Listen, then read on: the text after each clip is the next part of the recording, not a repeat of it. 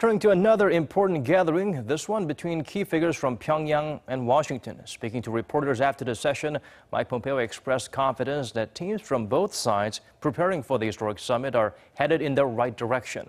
The top diplomat also announced that visiting North Korean officials will be meeting with President Donald Trump soon. Lee Ji-won has more from the press briefing.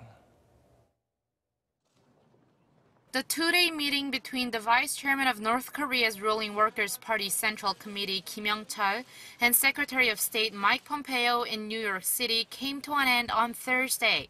After a working dinner the day before, the two began their official high-level talks Thursday morning. And at a press briefing in the afternoon, Pompeo said much progress was made not only in his third round of talks with Kim, but also in meetings at the other venues, namely Singapore and Panmunjom. But he also said there remains a great deal of work to do, including convincing the North that in fact its security is greater without nuclear weapons. Pompeo also reiterated how he made clear to the regime numerous times that his, President Trump's, and the United States' objective is the complete, verifiable, and irreversible denuclearization of the Korean Peninsula. He added that North Korea is also clearly aware of the brighter path Washington is ready to help Pyongyang take should it denuclearize. And Secretary Pompeo said he has faith in the North Korean leader. It will take bold leadership from Chairman Kim Jong-un if we are able to seize this once-in-a-lifetime opportunity to change the course for the world. President Trump and I believe Chairman Kim is the kind of leader who can make those kinds of decisions. Meanwhile, Pompeo announced that Kim will be heading to Washington to deliver to Trump a personal letter from the North Korean leader. Kim Young-chol's visit to New York was made possible by a waiver he was granted, since he's been the target of U.S. sanctions since 2010 for his role in Pyongyang's nuclear development and other illicit activities.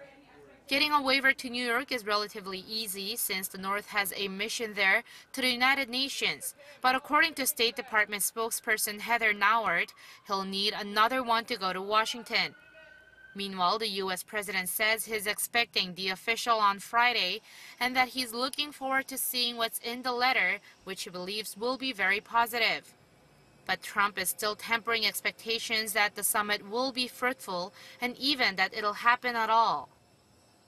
I want it to be meaningful. It doesn't mean it gets all done at one meeting. Maybe you have to have a second or a third, and maybe we'll have none.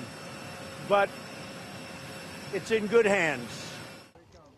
Despite Trump's careful words, there's a great deal of optimism about the possible North Korea-U.S. summit, raised by the first visit to Washington by a senior North Korean official in 18 years. Lee Ji-won, Arirang News.